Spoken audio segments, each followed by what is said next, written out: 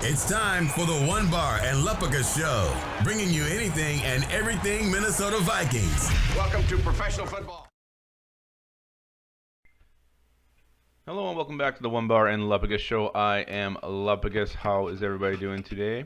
Mike Zimmer just had a little press conference via whatever. It was a COVID press conference where you're not really in front of people. But anyway, he answered plenty of questions, and I will have the important nuggets to take away from his press conference. Before I get into that, be sure to subscribe to our channel, like our vids.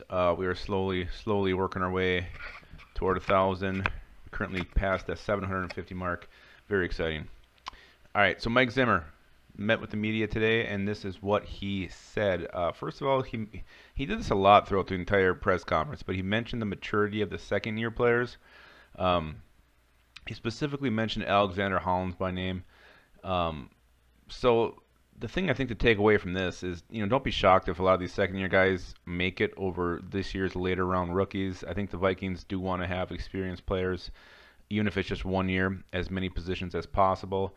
So if the team, kept Alexander Hollins over Courtney Davis, I do not think that would be a shock. And I do kind of expect Courtney Davis to be on the practice squad if the Vikings can sneak him through. He also mentioned that they'll have games in practice for the younger players. He kind of said, they're going to lose that experience of playing in exhibition games. The Vikings are supposed to play tonight. And he even said, a lot of these young guys would have seen a ton of reps. So they're going to try to have simulated games in practice for these younger players, get them the experience they need, and just try to replicate that loss that they're having with no exhibition games this year. As far as tackling in practice, he said the young guys are going to be doing that more. He's not concerned about the veterans. Specifically said, he knows how Harrison Smith can tackle. Young players will be getting the majority of the tackling work in camp. Again, that makes sense too. You don't want to endanger any veterans, any key starters. Let the young guys do that, work on their form. One area of the team he seems to be very, very happy about is the running backs. He continuously mentioned how strong they were. He kind of talked about all three of them. Cook, Madison, and Boone, and then even mentioned Amir Abdullah and C.J. Ham. He said it's one of the deepest positions on the team and seems very, very happy and content with that position from top to bottom. He was asked about Everson Griffin in Dallas. He didn't say a whole lot about that. He just said he was happy for Griff and expects him to do well there. So, he kept that close to the chest. I don't know. Maybe there was more to that he would have liked to have said, or if you get a couple beers in him, maybe he would have given a little more opinion on that. But anyway, said he was happy for Griff. He mentioned Armon Watts. He said he has the quickness to play 3-tech and the size to play nose tackle. Also mentioned how Watts is real twitchy. He seems to be almost as high as Watts as I am. But he did mention they want pretty much all their defensive linemen, and this is something that Andre Patterson said too, to play both 3-tech and nose because they switch them around a lot during the game. So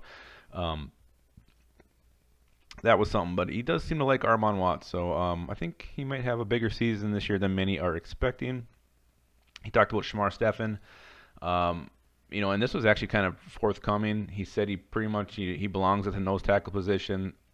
That's the position that he does best at, and he said he's a good player.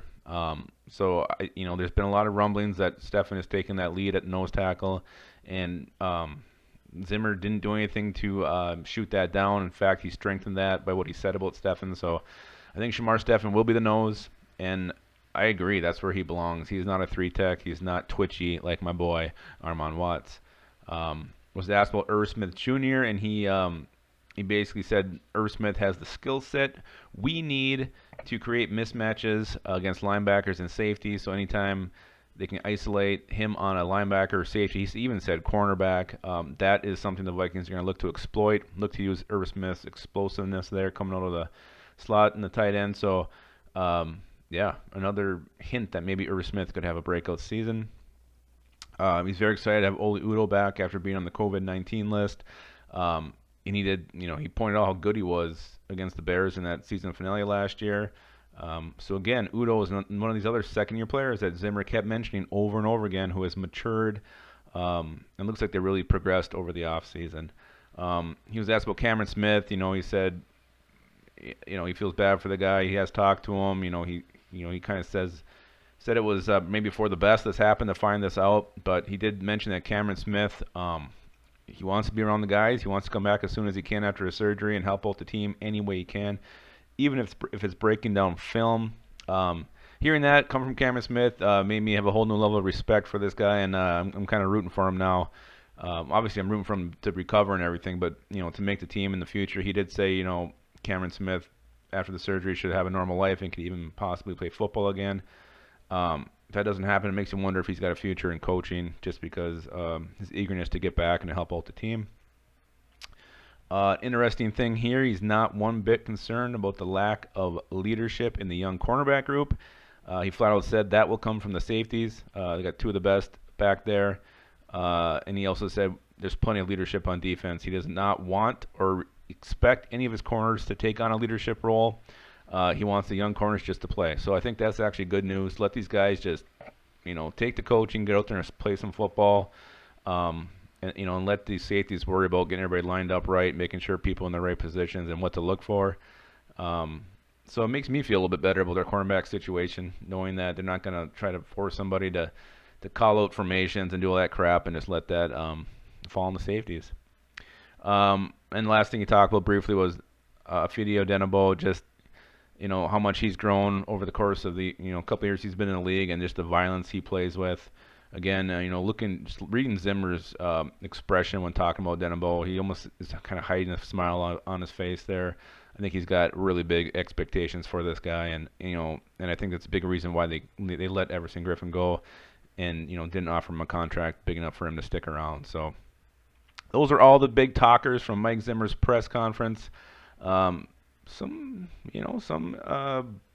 interesting things here, maybe a little more insight than we usually get from one of these press conferences, but hopefully next week we get a little bit more when these practices really start rolling and we start seeing some of these players go up against each other in practice every day, and maybe we get some of these young player games, and hopefully we get a lot of reports and notes out of those. So I'll be back later, guys. Until then, always keep your skull in your hole.